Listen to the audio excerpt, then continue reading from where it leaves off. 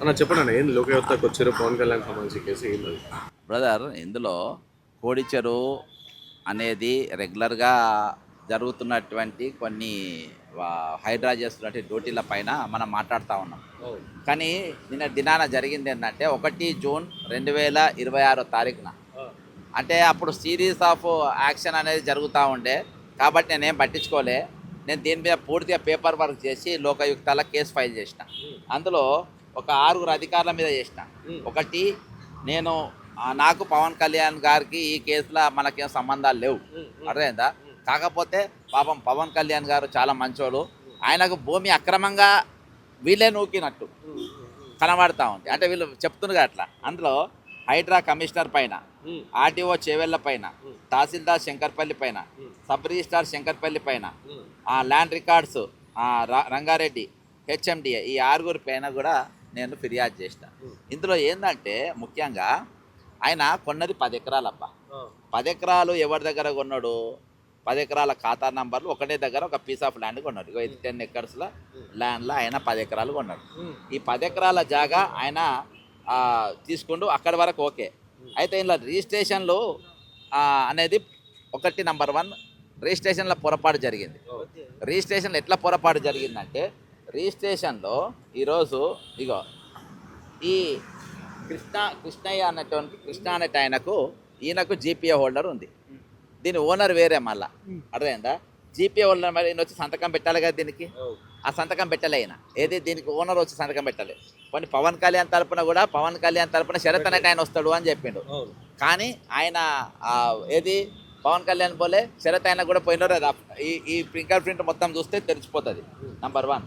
రెండవది ఏంటంటే, ఇందులో వీళ్ళు చూపించిన బౌండరీస్లా 4 బౌండరీస్ ఉంటాయి. ఆ 4 బౌండరీస్ కూడా ఈరోజు అవతల దిక్కు చూపించిండ్రు. ఒక్క నిమిషం నేను చూపెడతా. వీళ్ళ బౌండరీస్ కూడా మొత్తం కంప్లీట్గా బయటికి చూపించిండ్రు. ఆ బౌండరీస్ కూడా ఎట్లున్నదంటే, ఇగో ఇది ఉంది కదా, ఇగో ఇక్కడ బౌండరీస్ వెస్ట్, ఇది సౌత్ 684 ఇట్లా చూపించిండ్రు. ఈ బౌండరీస్ వీళ్ళు కొన్నది ఎక్కడ, ఇక్కడ చూపించు కదా. మరి ఇది పార్ట్ ఆఫ్ ల్యాండ్ అయినది. 76లో పార్ట్ ఆఫ్ ల్యాండే. మరి బౌండరీ ఇక్కడ దాకా పోయినప్పుడు మరి లోపల మొత్తం కబ్జా అయినట్టే కదా, అర్థమైందా? రెండోది ఇంకోటి ఏంటంటే, నా బోర్ వేసిండ్రు. వాళ్ళు ఓల్టా చట్టం కింద నేరం. ఫెన్సింగ్ వేసిండ్రు, అదే వద్దు, అర్థమైందా? ఈరోజు రంగనాథ్ గారు ఏం మాట్లాడతారు? ఆయన బయటకు వచ్చి ఈయన ఇందులో ఏం తప్పు జరగలేదు, జస్ట్ ఫెన్సింగ్ మాత్రమే వేసిండ్రు అని అంటారు. సార్ నేను ఒకటే అడుగుతాను sir, your IPS, your Indian police service, public కోసం ఉన్న officer. Your not the personal public relation officer of Pawan Kalyan. నువ్వు పవన్ కళ్యాణ్కు నువ్వు పర్సనల్ రిలేషన్ ఆఫీస్ చూసినావా? రంగనాథ్ గారి నుంచి మాట్లాడితే ఎట్లా వస్తున్నారో పోలీస్ వ్యాన్లు అవి చూపి అన్న, జీపులు అన్నీ చూపి ఎట్లా వస్తున్నాయో. రంగనాథ్ గారి నుంచి మాట్లాడితే పోలీస్ జీపులు, పోలీస్ వ్యాన్లు, పోలీసులు ఏ విధంగా వస్తున్నారు చూడు. అయితే ఈరోజు నేను అనుకుంటా ఇక్కడ డిప్యూటీ సీఎం పవన్ కళ్యాణ్ గారు తెలంగాణ కూడా ఆయన డిప్యూటీ సీఎం ఉన్నట్టుంది, అర్థమైందా? అయితే ఇది ఇప్పుడు ఇక్కడ దాకా బార్డర్ చూపించినప్పుడు, ఇక్కడ దాకా బార్డర్ నీట్గా ఉన్నది చూడు. ఇది ఆయన కాదు, పార్ట్ ఆఫ్ ల్యాండ్ అంటే ఇది మొత్తం కబ్జా అయినట్టే కదా. మరి రంగనాథ్ గారు ఏం కాలేదని ఎట్లా అంటారు? రంగనాథ్ గారు ఏం కాలేదని ఏ విధంగా సర్టిఫికేట్ ఇస్తే, ఒక స్టూడియోకి పోయి ఒక 2.5 గంటలు ఒక స్టూడియోలో కూర్చొని ఏకధాటిగా పబ్లిక్ పైసలు నీకు జీతం ఇస్తారు. పబ్లిక్ పైసలకి వెళ్ళి వాళ్ళ రక్తము చెమటకెళ్ళి చిందించి వాళ్ళకి వచ్చే పైసలతో మీకు జీతాలు ఇస్తారు. ఆ జీతాలు తీసుకొని మీరు ఈరోజు పబ్లిక్ తరఫున మాట్లాడకుండా ఒక దాంట్లో కబ్జా చేసినట్టు వ్యక్తి గురించి నువ్వు ఎట్లా స్టేట్మెంట్ ఇస్తావు? కాబట్టి ఈరోజు సమస్యలు బాగున్నాయి. ఈరోజు నేచర్ మీరు అనుకుంటున్నారు మేము ఏం చేసినా నడుస్తుంది. ఒక గైక్వాడ్ అనేట ఆయన తీసుకొని వచ్చి రాత్రి 8 గంటల వరకు కూర్చోబెట్టింది అబ్బా, అర్థమైందా? తిండి తిప్పలు నీళ్లు లేకుండా 90% బ్లాకేజ్ ఉన్నది ఆయనకు. ఆయన బెదిరించి ప్రైవేట్ ఫోన్లు చేసి వాట్సాప్ కాళ్ళు చేసి ఈరోజు ఆయన రమ్మన్నటువంటి పరిస్థితి. ఇవాళ చాలా సమస్యలు. నేచర్ అనేది ఒకటి ఉంటుంది, నేచర్ జడ్జ్మెంట్ ఉంటుంది. ఆ నేచర్ జడ్జ్మెంట్లు ఎవరు తప్పించుకోరు. ఇవాళ సందీప్ కుమార్ సుల్తాని అనేటువంటి మీద వేల కంటెంప్ట్ కేసులు ఉండే. రిటైర్మెంట్ ఎంప్లాయీస్ 100 మంది చచ్చిపోయాను వాడు చేయబట్టి 100 మంది చచ్చిపోయాను. ఇవాళ కోర్టు వాడిని పట్టుకరాపో అన్నది, బేడీలు వేసుకొని పట్టుకరాపో అన్నది. అదే అంత బేడీలు వేసి పట్టుకొచ్చి మా ముందు 10:30 వరకు నిలబెట్టమన్నది. ఆ విధంగా ప్రతి ఒక్కరు నేచర్ జడ్జ్మెంట్ ఉంటుంది.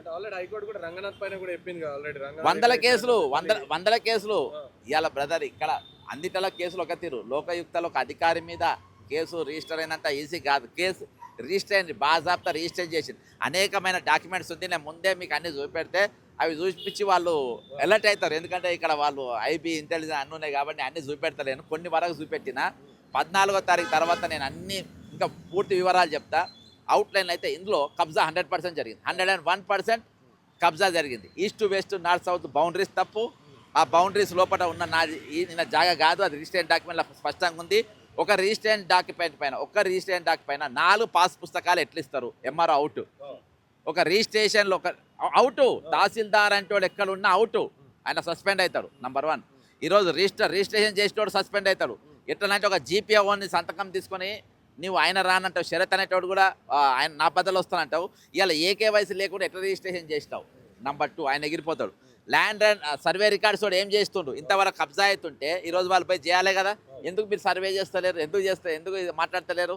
అక్కడ వాళ్ళ అవుట్. హెచ్ఎండిఏ లేఅవుట్ అనేది ఏ విధంగా వాళ్ళకి ఆయనకు అవంతా అంటే ఈరోజు అక్రమంగా అక్కడ ఇవన్నీ కూడా నిర్మించుకోవడానికి ఏ విధంగా మీరు అంత పెద్ద గోడలు పెట్టడానికి అర్హత లేదబ్బా. పెద్ద గోడలు కట్టడానికి అర్థమైందా? ఆ గోడలు ఒట్టి గేటెడ్ కమ్యూనిటీ మాత్రమే పర్మిషన్ ఉంది. ఒక ప్రైవేట్ వ్యక్తులకు అంత పెద్ద గోడలు పెట్టడానికి లేదు. ఏ విధంగా దానికి పర్మిషన్ ఇచ్చారు? వోల్టా చట్టం ఇది వ్యతిరేకమవుతుంది. ఆ మధ్యలో అది పోతుంది. అది డేంజరే. మధ్యలో ఫెన్సింగ్ వేస్తారు.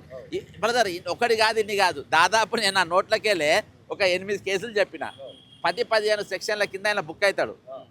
ఒక సెక్షన్ కాదు 10-15 సెక్షన్ల కింద బుక్ అయ్యి. బ్రదర్ నేను వ్యక్తిగతంగా నాకు ఎవరితో గొడవ లేదు. నేను వ్యక్తిగతంగా నాకు ఏం కోపం లేదు. నేను చట్టం ప్రకారం పనిచేస్తా. నేను పేపర్ వర్క్ చేస్తా. సాక్ష్యాల ప్రకారం పనిచేస్తా. మొన్న ఇంకోటి ఆయన మన ఎవరు రంగనాథ్ గారు ఈరోజు ఈయన పిఆర్ఓ లెక్క ఇవాళ తెలంగాణ సొమ్ము తెలంగాణ ప్రజలు మీకు జీతాలు ఇస్తారు. మీరు అన్ని అలా కూర్చొని 2 గంటలు నువ్వు పబ్లిక్ టైంని ఎట్లా వేస్ట్ చేస్తావు? నీ టైం మాదబ్బా. నీ టైం నాది. నీ టైం నా కోసం ఖర్చు పెట్టాలి. నువ్వు స్టూడియోలలో కూర్చొని కోర్టేమో నిన్ను ముద్దాయిగా ప్రకటిస్తుంది. కోర్టేమో నీ మీద నిన్ను తీసుకొచ్చి బేర్లో మిలిటరీలో తీసుకుపోయి లోపల పెట్టమంటుంది. అర్థమైందా? రేపు ఇంత నన్ను జోకర్ అంటాడు ఆ స్టూడియోలో కూర్చొని. నేను జోకరా నువ్వా? నేనా జోకర్? ఎవరు? Who is joker? నేను స్పష్టంగా చెప్తున్నా. రంగనాథ్ గారు నువ్వు పేరు చెప్పని పడ్డ రంగనాథ్ గారు మీరు జోకర్ అయ్యారు. అర్థమైందా? మీరు జోకర్ అయ్యారు. కాబట్టి ఇది 101% తప్పు. దీంట్లో 101% వీళ్ళంతా శిక్షార్హులు అవుతారు. రేపటి దినాన ఇంట్లో అన్ని ప్రూఫ్స్తో సహా మేము వాళ్ళకి ఇస్తాము. వాళ్ళు ఖచ్చితంగా వీళ్ళపైన యాక్షన్ తీసుకుంటారు. దీన్ని అని నేను ఏది చేయకుండా నేచర్ అనేది ఖచ్చితంగా దాని జడ్జిమెంట్ దానికి ఉంటుంది. ఇవాళ మీరు ఎన్ని అక్రమాల పాల్పడుతున్నా, ఎన్ని ఇవి చేస్తున్నా, ఇవాళకి ఆయన బుద్ధి మార్చుకోకుండా ఆయన ఇంకా ఎంత తొండి చేస్తారో అంతా ఆయనకే చుట్టుకుంటారు. హైకోర్టు డైరెక్ట్ చెప్పినా సరే ప్రభుత్వం కావచ్చు మేము ఇంకా సమీక్షిస్తాం అది అని చెప్పి చెప్తారు. అలాంటి లోకయుక్త పైన మన లోకయుక్తలు అవుతారంటారా?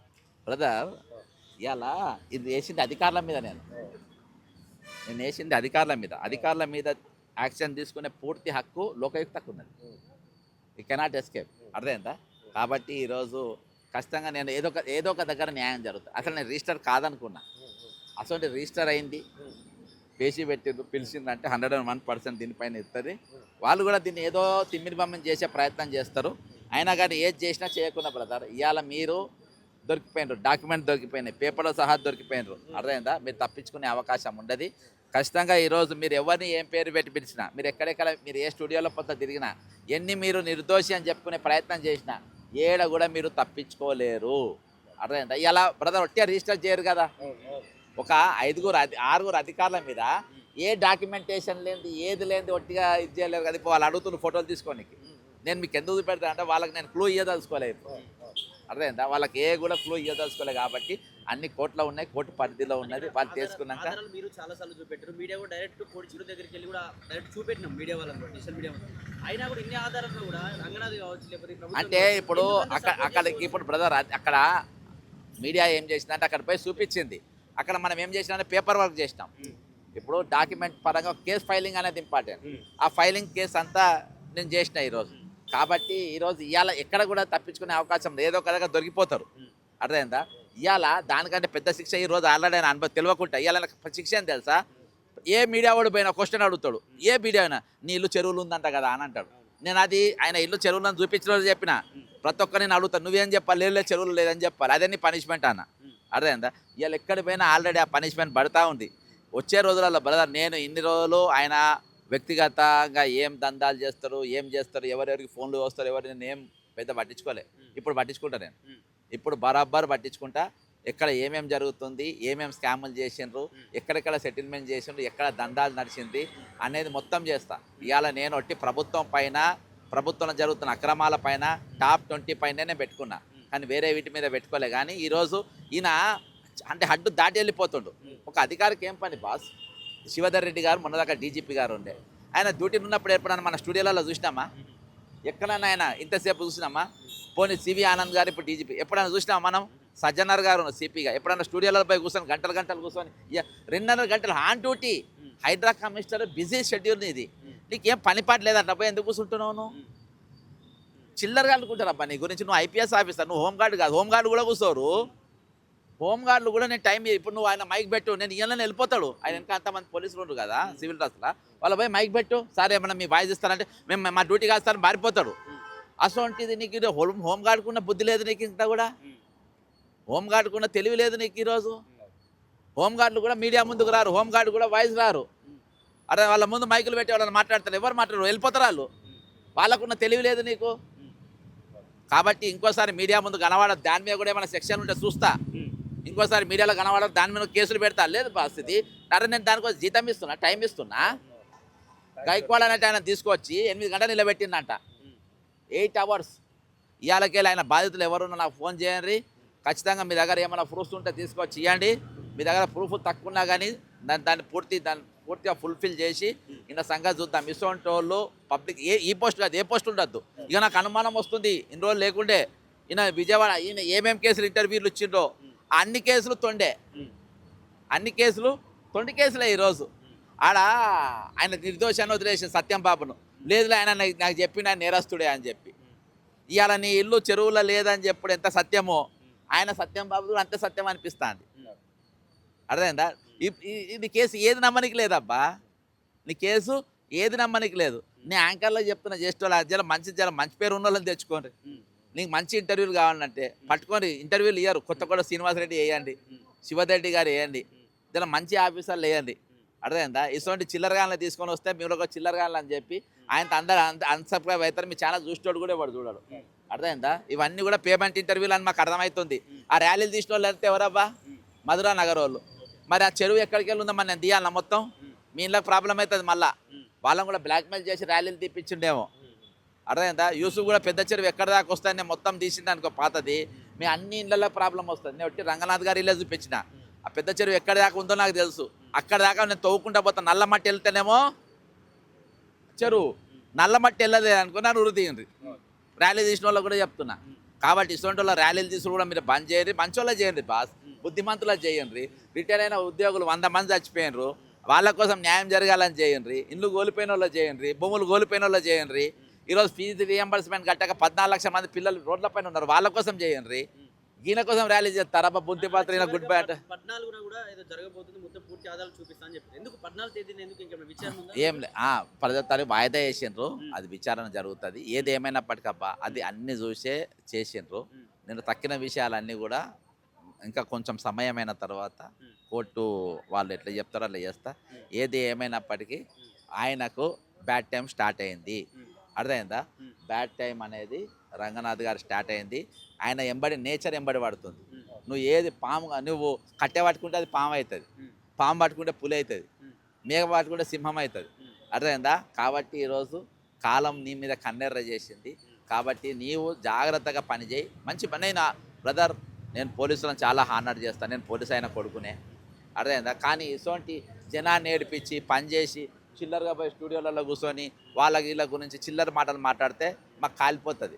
అర్థమైందా? నువ్వు ఎవరైనా సరే మేము దేకం. నీకు యూనిఫామ్ వేసుకునే చుట్టూ పోలీసు వాళ్ళు ఉంటే నువ్వు బలంగా మాట్లాడగలదు. నాకు అవన్నీ అవసరం లేదు, సింగల్గా వస్తా. నేను సింగల్గా వచ్చి నీ ఇంటికాడ నిలబడి నీ ఇల్లు చెరువులో ఉందని చూపించిన అది నేను. నువ్వు అట్లా కాదు, నువ్వు 10 మంది లేని బయటికి రాలేవు. అర్థమైందా? అది పబ్లిక్ కోసం వాడాలి 10 మందిని కూడా. కానీ నువ్వు వ్యక్తిగతంగా నీ దందాల కోసం నీ వీటి కోసం వాడుకునే ప్రయత్నాలు చేస్తున్నావు. ఇవన్నీ కూడా బంద్ పెట్టేసే. ఇంకోసారి నేను ఒకటే చెప్తున్నా రంగనాథ్, ఇంకోసారి స్టూడియోలలో నువ్వు కనబడద్దు. నువ్వు ఏ స్టూడియోలో కనబడితే ఆ స్టూడియో ముందు వచ్చి మేము ధర్నా చేస్తాము. ఇసొంటితో ఎందుకు ఇంటర్వ్యూ చేస్తుండ్రని.